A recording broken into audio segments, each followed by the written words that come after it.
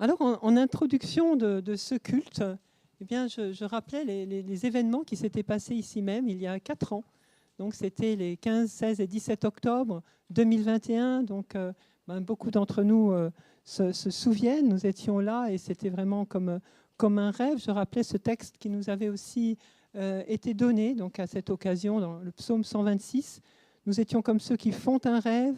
Alors, notre bouche était remplie de cris de joie et notre langue de chants d'allégresse. Alors on disait parmi les nations, l'Éternel a fait pour eux de grandes choses. Et 4 ans après, eh bien, nous continuons de remercier Dieu, car nous sommes toujours là, reconnaissants, vraiment pour tout ce que nous avons vécu ici même, pour tous les temps de culte, je dirais pour toutes les rencontres, les agapes, les personnes que nous avons rencontrées ici, les personnes qui ont été touchées, pour les temps de prière, sans compter que ce lieu ouvre ses portes, je dirais, chaque semaine à 3 autres églises. C'est une bénédiction. Nous sommes 4 églises à avoir un culte dans ce lieu, plus 2 associations qui ont ici leurs activités. Quelle grâce! Et comme je le rappelais aussi, qui aurait dit qu'un jour le Seigneur nous conduirait dans ce quartier, qu'il nous faudrait quitter le 9e, la rue Turgot, à laquelle nous étions attachés, et passer par la rue Boineau, dans le 18e, pendant 7 ans, avant d'entrer dans ces murs. Ben oui, c'est une victoire. Effectivement, nous pouvons le dire. Vraiment, Dieu nous a conduits vraiment ici et accompli vraiment notre rêve. Alors, pour ce culte, j'ai choisi en fait un texte qui vous paraîtra peut-être surprenant dans le contexte que je viens d'évoquer. Et vous l'avez peut-être lu si vous regardez notre Stop Trottoir. Qui est-ce qui a regardé le Stop Trottoir ce matin en arrivant ? La parole de Dieu qui est proclamée sur nos trottoirs, dans la ville de Paris, eh bien, c'est ce verset de Philippiens 3,13, ce verset de Paul qui nous dit, je cite, « Oubliant ce qui est en arrière, je me porte vers ce qui est en avant. Je cours vers le but pour remporter le prix de la vocation céleste de Dieu en Jésus-Christ. » Je reprends surtout cette partie de verset qui va nous intéresser. Ce matin, oubliant ce qui est en arrière, me tendre vers ce qui est en avant. Alors, je ne sais pas si vous avez essayé de marcher en regardant en arrière. Tout à l'heure, je pensais à ça. Je me disais, alors, si je regarde en arrière et que j'essaye d'avancer, finalement, ce n'est pas si confortable parce qu'il peut y avoir un obstacle sur ma route et je risque de ne pas le voir.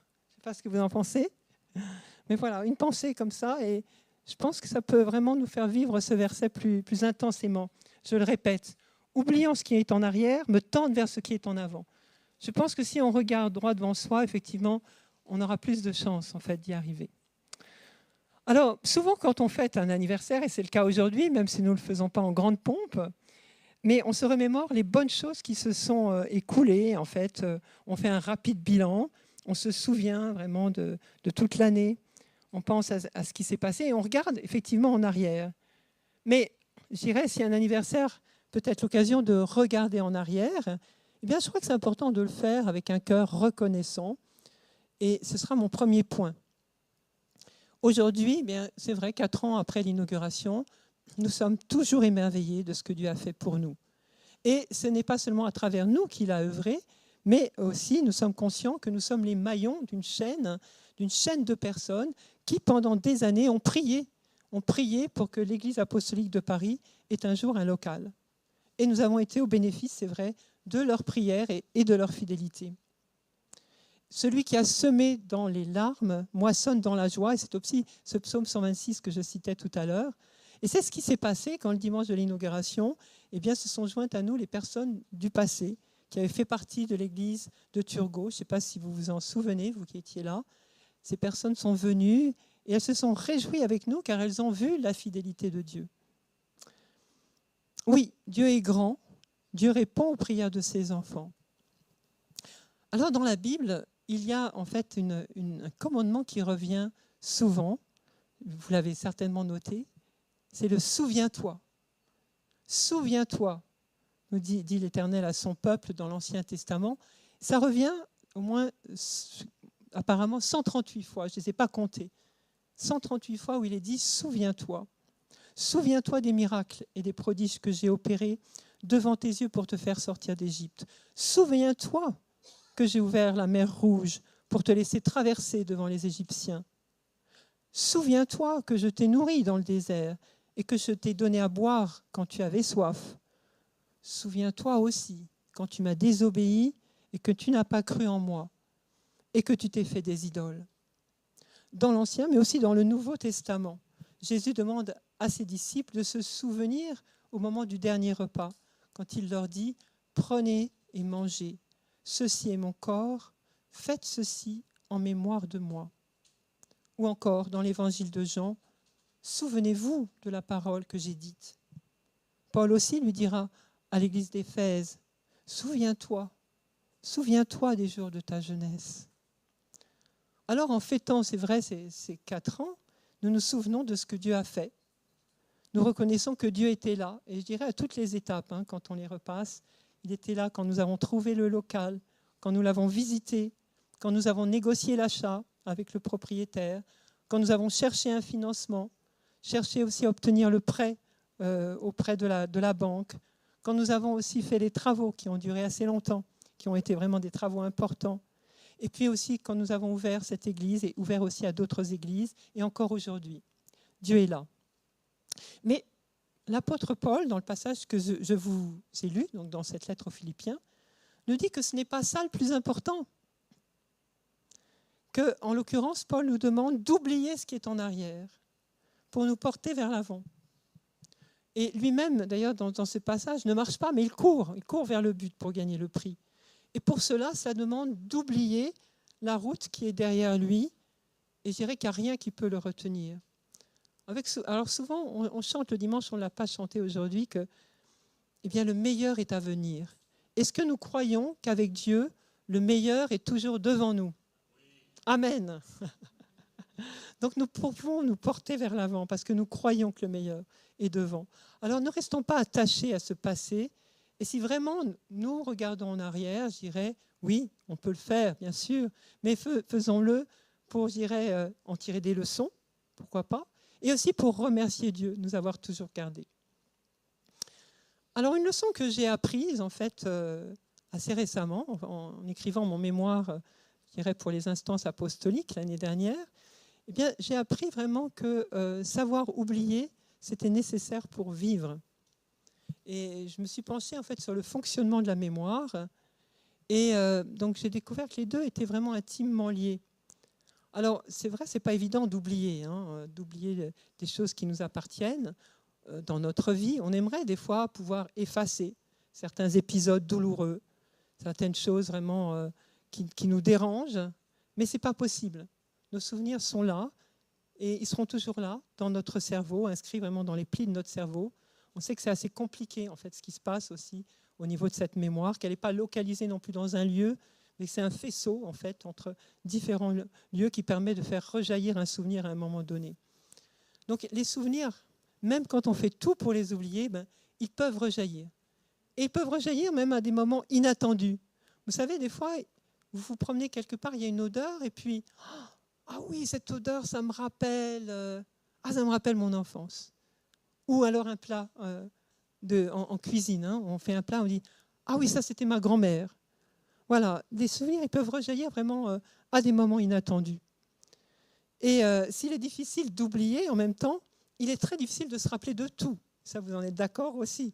On a une mémoire, certes, mais il y a des détails des fois qui nous échappent. Et même quand on compare d'un individu à un autre, on dit « Mais attends, tu ne te souviens pas ?» Mais il y a plusieurs formes de mémoire. Et ça aussi, c'est intéressant. Je dirais qu'il y a une mémoire court terme. En fait, par exemple, retenir un numéro de téléphone, ça restera quelques secondes, voire quelques minutes. Après, ça sera effacé. Après, il y a une mémoire qui fonctionne sur les automatismes. Donc, par exemple, si on sait faire du vélo, on saura toujours faire du vélo. De la même façon, si on sait nager. C'est des choses qui ne s'oublient pas. Ou conduire une voiture, par exemple. Mais en fait, une chose aussi qui est intéressante, c'est qu'il n'est pas souhaitable de se souvenir de tout. Et cela peut même être handicapant. En fait, une personne qui se souvient de tout, finalement, c'est une personne qui est atteinte d'une pathologie. Ça s'appelle d'ailleurs faire de l'hypermnésie. C'est encore le syndrome du savant. Parce que c'est quelqu'un qui ne sera pas hiérarchisé en fait, dans les informations. Tout viendra la percuter au même niveau, au même moment, donc elle sera saturée.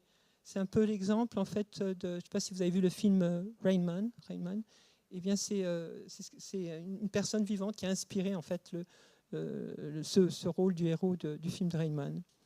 Donc notre cerveau finalement a besoin de trier, de hiérarchiser l'information qu'il reçoit, et ça il le fait constamment. Et nos souvenirs ils sont constamment retravaillés en fait, ce qui explique parfois qu'un souvenir évolue dans le temps. En fait, si on parle de quelque chose, le simple fait d'en parler, ça va modifier un petit peu ce souvenir, cette évocation. C'est un peu comme quand on prend un chemin, vous savez, un chemin qu'on connaît bien, on le connaît par cœur, et pourtant, chaque fois, selon la saison, selon le temps qu'il fait, selon notre humeur, eh bien, ce chemin il sera différent, on ne le percevra pas de la même façon. Et puis alors, une réalité, je disais, bon, il n'est pas possible, c'est vrai, de tout garder, ce n'est pas souhaitable, mais aussi pour emmagasiner de nouveaux souvenirs, en fait, il faut faire de la place. Et ça, c'est aisément compréhensible, je crois. Il faut oublier certaines choses pour faire de la place pour de nouvelles choses. Donc, ce petit, je dirais, ce que je vous ai partagé là, c'est pour vous aider aussi à mieux comprendre ce verset. En fait, que la mémoire et l'oubli, ça fonctionne vraiment ensemble. Voilà, on n'a pas vraiment à se reprocher, par exemple, d'oublier les choses. Alors, dans l'épître aux Philippiens, Paul, quand il nous appelle à oublier ce qui est derrière, qu'est-ce qu'il veut dire finalement? Qu'est-ce qu'on doit oublier? De quoi parle-t-il en fait lui-même? Comment on peut comprendre cette demande? Alors, je vous disais, c'est un peu compliqué parce que Dieu nous demande de nous souvenir, en même temps d'oublier. Alors, est-ce qu'il parle de son expérience? Je dirais, il a eu quand même un passé assez tumultueux. On peut facilement imaginer eh bien, que lui, qui avait été vraiment persécuteur des premiers chrétiens, notamment du premier martyr Étienne, eh bien, il avait besoin aussi de ne pas tout le temps penser à cela. Il aurait pu passer, c'est vrai, sa vie à ressasser son passé, à se faire des reproches. Et qu'est-ce qu'il aurait fait? Je veux dire, il n'aurait pas pu rentrer dans les plans que Dieu avait pour lui. Il aurait été rongé par le remords, donc impossible pour lui dans ce cas-là d'avancer. Et c'est ainsi que parfois, certains chrétiens, je dirais, ou certaines personnes même, peuvent s'arrêter dans leur vie et rester bloqués sur des événements du passé, et ce pour différentes raisons. Et ces choses peuvent être tellement bloquantes que ça nous empêche vraiment d'aller de l'avant. Et je crois que c'est ce que Paul aussi veut nous dire là. Oubliant ce qui est en arrière, se porter vers l'avant. Ça demande aussi des fois un travail, c'est vrai. Alors si Paul a pu oublier, je dirais, ce passé douloureux, c'est qu'il savait que Dieu, le juste juge, lui avait pardonné. Plus que cela même, la Bible nous dit que une fois pardonnés, nos péchés vont dans la mer de l'oubli. Dieu oublie si complètement nos péchés qu'on dirait qu'ils n'ont jamais existé. Alors, si Dieu sait oublier, alors ne devons-nous pas nous-mêmes nous pardonner? Je crois que ça c'est important, c'est aussi une clé pour aller de l'avant, savoir se pardonner et ne pas continuer à revivre ces événements qui nous font souffrir. Alors on peut rester prisonnier aussi de son passé, également avec des situations de non-pardon. Alors le non-pardon, c'est vrai, ça nous enferme un peu avec nos souvenirs, notre désir de vengeance. Nous continuons à revivre des situations qui nous font du mal, nous gardons rancune contre des personnes qui nous ont blessés. Et ça aussi, on sait que ça peut durer toute une vie. On rencontre des personnes qui vous rappellent des situations qui se sont passées il y a 20 ans et plus. Parfois même, elles ne savent même plus pourquoi finalement tout a démarré, pourquoi elles ne peuvent plus parler à telle ou telle personne. Et c'est fréquent dans les familles. Et pour avancer, Dieu nous demande de pardonner. De pardonner comme lui-même l'a fait. Et Jésus nous a donné l'exemple à la croix en disant « Père, pardonne-leur, car ils ne savent pas ce qu'ils font. » Pardonner. Pardonner, c'est vraiment une arme puissante de libération. Ça libère celui qui pardonne autant que celui qui est pardonné. Alors dans les obstacles aussi dans notre marche avec Dieu, dans ce qui nous retient en arrière et ce qui peut nous empêcher d'aller de l'avant, je pense aussi aux regrets. On a souvent des regrets. Ah, c'était tellement mieux avant. Ah, Combien de fois, nous-mêmes, avons-nous pu prononcer cette phrase? Le bon vieux temps. Ah, et les souvenirs, ah oui, on faisait ci, et on faisait ça, et on est tout émerveillé. Souvent, on le fait quand les choses vont mal. On a tendance à vouloir revenir en arrière, et on est un peu nostalgique d'un passé révolu, mais quitte même à enjoliver un petit peu les choses. Et surtout, on revient sur des choses qui n'existent plus. On ne pourra jamais revenir en arrière. Alors à quoi bon? À quoi bon ces regrets? Sinon, on peut aussi passer sa vie à regretter. Alors les Israélites dans le désert, vous savez, c'est ce qu'ils ont fait. Ils se sont mis à se plaindre et à murmurer contre Moïse, eux qui avaient été libérés et sortis d'Égypte par Dieu, qui avaient été esclaves là-bas et que Dieu avait libérés. Eh bien, ils sont là à penser aux melons, aux poireaux, oh, les concombres, c'est extraordinaire quand même, qu'est-ce qu'on mangeait bien. Ils oubliaient même qu'ils avaient été esclaves. Alors la nostalgie, c'est vrai, ça peut vraiment être un frein. Ça peut vraiment être un frein pour avancer et pour se projeter dans une vie future. À force de caresser, c'est vrai, ce qui n'est plus, eh bien, on refuse la vie qui est devant nous, qui est là, qui nous attend. On ne voit pas les bénédictions à venir. Et on tourne en rond. Hein, c'est ce que les Israélites ont fait dans le désert. Ils ont tourné en rond. Ça a duré combien de temps? 40 ans. Le temps de toute une génération qui est morte dans le désert avant et qui n'est pas entrée dans la terre promise du fait de leur aveuglement. Est-ce que c'est ça qu'on veut? Est-ce qu'on veut tourner en rond? Je ne crois pas. On a envie d'avancer. Alors, dans les freins encore, dans ce qui peut nous retenir en arrière, je citerai aussi la peur du changement. La peur d'entreprendre de nouvelles choses. Alors, l'être humain est fait d'habitude. C'est vrai, on aime bien retrouver les choses telles qu'elles sont. Et quand il y a un changement, ça coince un petit peu. Hein. On n'aime pas le changement. Parce qu'on aime bien son petit confort, son petit bien-être. Voilà, les choses, elles sont comme ça, puis elles ne doivent pas être autrement. Et puis si on a toujours fait comme ça, c'est que c'est bien. Il n'y a pas de raison de changer. Et pourtant, le changement est plus que nécessaire, je dirais. Et le changement fait partie de la vie de toute façon. Hein.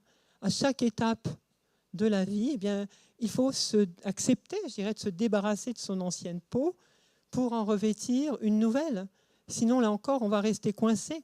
On ne peut pas rester éternellement adolescent, par exemple. On a besoin à un moment donné de dire, allez hop, l'adolescence est derrière moi, je fonce maintenant, je suis un jeune adulte. Voilà, donc chaque étape de la vie est importante et la vie demande sans cesse de s'adapter. Et ça commence, c'est vrai, dès tout petit, je dirais. Et ayons toujours cette assurance que oui, la saison nouvelle sera aussi riche que la précédente. Et ça, c'est important, d'avoir toujours cette confiance. Et nous, en tant que chrétiens, de nous dire, Dieu a pourvu, et il pourvoira encore, parce qu'il est toujours le même. Alors, comment faire, hein? Vous allez me dire, c'est bien beau, moi j'aimerais bien oublier telle ou telle chose, mais comment faire pour oublier ce qui nous retient en arrière? Parce que comme je le disais, c'est vrai, quelque part, c'est impossible d'oublier les souvenirs.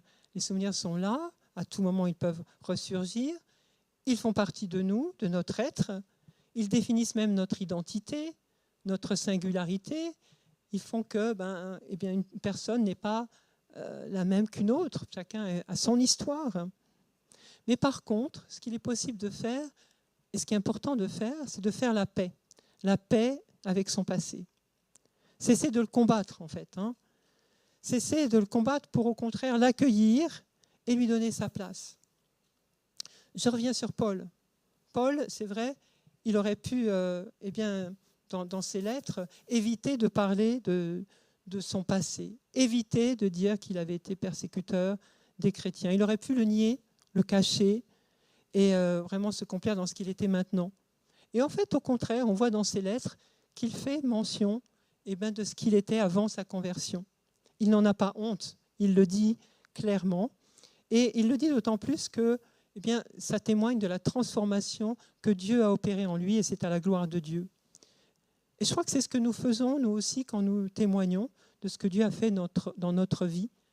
Alors peut-être que tu n'es pas fier de ce que tu étais avant de rencontrer ton Seigneur, mais en fait, c'est là justement, à ce moment-là, qu'il s'est passé quelque chose et que Dieu vraiment a touché ta vie et que sa puissance de transformation s'est manifestée pour toi.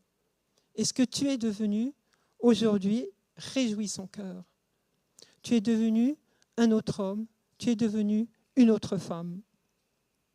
Et c'est important de lui rendre gloire, vraiment de rendre gloire à Dieu pour ce qu'il a fait dans nos vies. Amen. Voilà, je crois qu'on peut tous dire Amen. Merci John. Alors ce passé, je disais comment faire, comment faire avec ce passé qui peut nous peser parfois. Eh bien ce passé, on peut aussi le reconstruire. Le reconstruire quand il est synonyme par exemple de souffrance.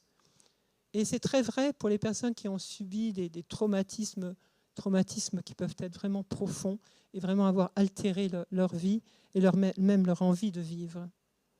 Il y a des techniques aujourd'hui, des techniques de consolidation de mémoire qui peuvent aider vraiment à retraiter, certains souvenirs de notre passé. Alors là non plus, on ne les oubliera pas, mais on peut désamorcer en fait ce qui dans ces souvenirs nous fait du mal et nous les rendre vraiment plus acceptables, que ce soit moins douloureux, moins pesant. C'est un travail important à faire. C'est important en fait pour ne pas rester bloqué, je dirais, dans les choses du passé, pour ne pas rester miné par ce passé.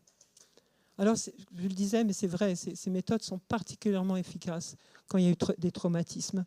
Et ça aide vraiment les victimes, je dirais, à retrouver le goût du présent. Et c'est une démarche souvent qu'on ne peut pas entreprendre seul. C'est important d'être accompagné, d'avoir un thérapeute qui peut nous aider. Le Seigneur est là, mais le Seigneur utilise aussi des personnes qui sont formées à cela. Dieu est venu libérer les captifs. On l'a chanté tout à l'heure. Et Dieu peut nous libérer de ce passé, de notre passé, si nous acceptons son aide. Il peut nous aider à retrouver la joie et la paix. Vous le croyez ? Amen. Alors un autre moyen, je dirais, pour ne pas toujours être là à regarder en arrière, c'est d'être dans la gratitude et se souvenir des belles choses. Les bons souvenirs, vous savez, ça fait un bien fou, les bons souvenirs. C'est pour ça qu'on aime bien commémorer en France les bonnes choses. Les bons souvenirs, ça agit comme un baume.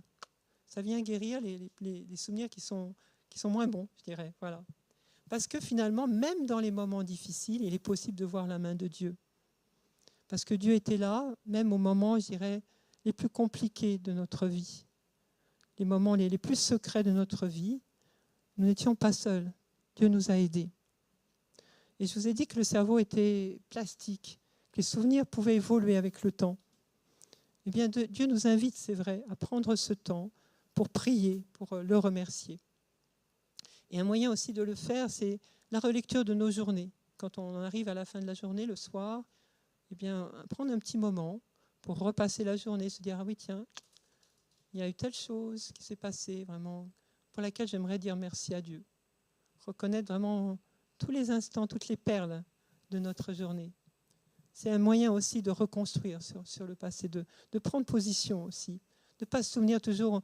L'être humain a tendance aussi à se souvenir de ce qui est mauvais.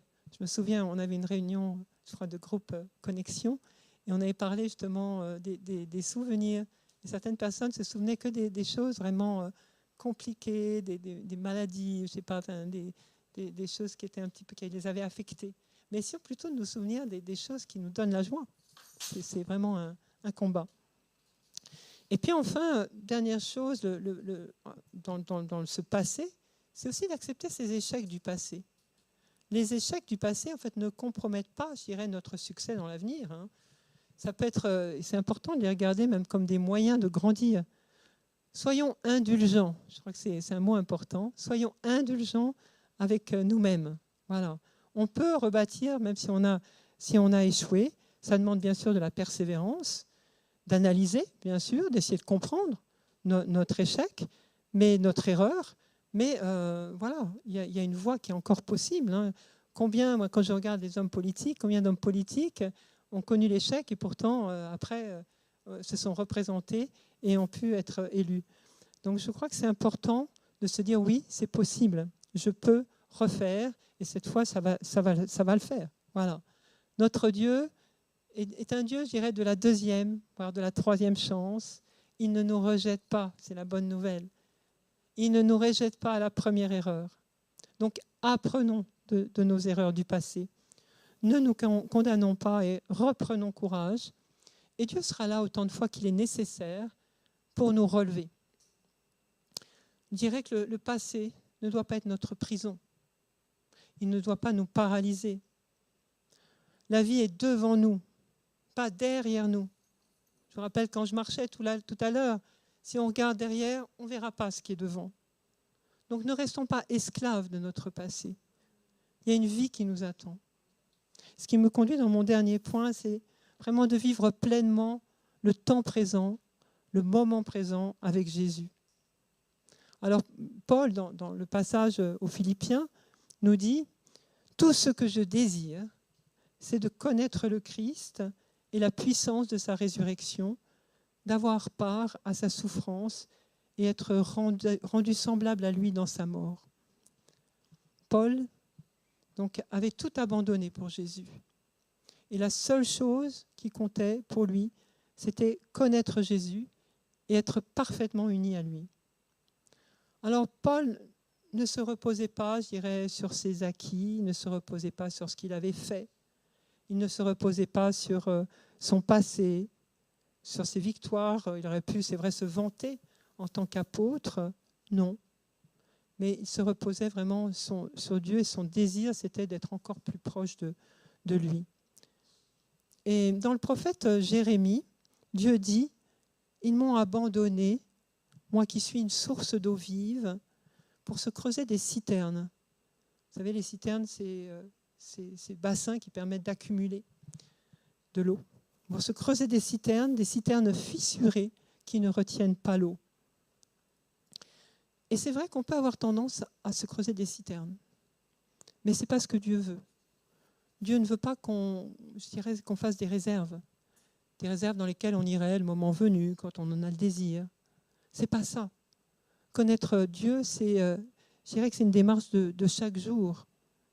Il veut que nous allions chaque jour à la source, boire une eau fraîche, parce qu'il est la source d'eau vive. Alors personnellement, et je ne suis pas la seule ici, j'ai lu la Bible plusieurs fois, et pourtant, quand je lis un passage, eh bien, même si je le connais déjà, je suis surprise bien souvent parce que je reçois quelque chose de nouveau. Un mot, c'est bizarre, je n'avais pas lu ce mot avant, je n'avais pas vu, et puis je me mets vraiment à réfléchir, à méditer sur cette chose nouvelle que Dieu me révèle. Donc Dieu, je dirais, a des choses à me dire au jour le jour. Même si je crois connaître la Bible, ce n'est pas ça le plus important. Ce n'est pas de connaître la Bible, je dirais, mais c'est vraiment d'aller à sa rencontre. Et j'avoue, et je ne suis pas non plus la seule, je pense, qu'il ne me parle pas de la même manière aujourd'hui qu'au moment de ma conversion. Alors tout à l'heure, on a chanté ce chant « Victoire » au nom de Jésus-Christ. Moi, c'est mon chant de baptême. Je l'avais choisi pour mon baptême. C'était en 1994, donc ça fait déjà un petit bout. Et j'avoue que je ne suis plus la même personne que j'étais en 1994, dans ma foi. Enfin, j'ai grandi, j'espère. J'ai persévéré avec Dieu. Je ne me suis pas arrêtée là. J'aurais pu m'arrêter là. On voit des personnes qui nous disent « Ah ben oui, je suis baptisée. Je suis baptisée. Ah, très bien. Mais qu'est-ce que tu fais avec Dieu maintenant ?» Ben voilà. C'est ça qui est important aussi. C'est pas très bien, tu es baptisé, tant mieux. Enfin, voilà, j'encourage chacun à se faire baptiser. Mais le but, c'est pas ça.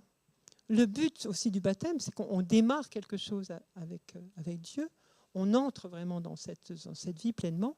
Et c'est après une marche de tous les jours. On parle de la sanctification progressive. C'est important, c'est jour après jour. C'est un peu comme quand on mange. On ne va pas manger une fois pour toutes et dire bah, « maintenant, j'ai plus faim. Je m'arrête. » Non, on mange chaque jour. Alors, oui, peut-être tu as fait des expériences marquantes dans le passé avec Dieu. Peut-être tu as vécu des temps intenses, des temps de prière où Dieu t'a parlé, Dieu t'a fortifié. Tu as peut-être même reçu, je dirais, des révélations, des paroles qui t'ont encouragé. Et je dirais, si c'est le cas, très bien, formidable. Dieu t'a parlé hier. Mais il veut encore te parler aujourd'hui. Et je crois que c'est important aussi dans cet élan de Paul qu'il nous communique, oubliant ce qui est en arrière et se portant vers l'avant. Eh bien, c'est vrai, c'est de ne pas être là toujours à regarder vers ce qui appartient au passé. Le passé est passé, mais de se porter vraiment vers l'avenir. Et je pense aussi aux Israélites dans le désert qui recevaient chaque jour ce pain du ciel qu'on appelle la manne, que Dieu leur donnait chaque matin. Il y avait exactement leur ration quotidienne. Alors certains avaient essayé d'en mettre de côté en se disant tiens, je vais faire des provisions, on ne sait jamais. Hein. Si demain il n'y en a pas, au moins moi j'aurai ma petite provision. Et ça n'a pas marché. En fait, la manne s'est corrompue, ce pain s'est corrompu, ça ne s'est pas conservé. Et je crois que c'est vraiment un principe biblique là derrière. Dieu nous montre vraiment cette importance en fait de se nourrir chaque jour. Il nous dit d'ailleurs de ne pas nous préoccuper du lendemain. Chaque jour suffit sa peine. Dieu pourvoit à nos besoins chaque jour. Donc on n'a pas besoin non plus de faire des provisions. On n'a pas besoin, je dirais, de redouter le lendemain, mais d'être dans le jour d'aujourd'hui, de vivre pleinement notre relation avec Dieu au jour le jour. N'ayons pas peur de manquer. Les bontés de Dieu se renouvellent chaque matin. Il est le même, hier, aujourd'hui et demain. Mais ce que Dieu souhaite, avant tout, c'est avoir cette relation avec toi, cette relation de tous les jours. Et ça nous appartient à nous aussi de le faire, de prendre ce temps à part, de passer du temps avec lui. Donc soyons dans cette relation, je dirais, cultivons une vie de prière, une vie d'amour, en étant dans cette dépendance aussi avec lui, parce que c'est ça qui intéresse Dieu, c'est ça qui réjouit son cœur, c'est la profondeur de notre intimité avec lui. Aimons-le chaque jour. Apprécions sa présence, parce qu'elle nous fait du bien. C'est cela que Dieu recherche. Et il le recherche pour notre bien, parce qu'il sait exactement ce qui nous est nécessaire. Et que l'on soit toujours avec ce même désir aussi de mieux le connaître. Manifestons toujours le même amour envers lui. Ne nous refroidissons pas. On sait que ça peut arriver. On sait que c'est arrivé. Ayons comme Paul, je dirais, toujours le même zèle, la même soif d'aller vers lui, de nous attendre vraiment à Dieu. Et vraiment que nous puissions dire comme Paul, oubliant ce qui est en arrière, je me porte vers ce qui est en avant. Car notre Dieu, c'est un Dieu de mouvement. Il a toujours quelque chose en réserve pour nous, parfois d'inattendu, mais il a toujours quelque chose. Et notre avenir est entre ses mains. Nous n'avons pas à avoir peur. Nous pouvons marcher avec confiance. Son amour ne nous fera jamais défaut. Alors ne restons pas figés, vous l'avez compris, sur des choses anciennes qui ne sont plus. Mais saisissons-nous vraiment des bénédictions qu'il veut nous donner et entrons vraiment dans les choses qu'il a préparées d'avance pour nous. Amen.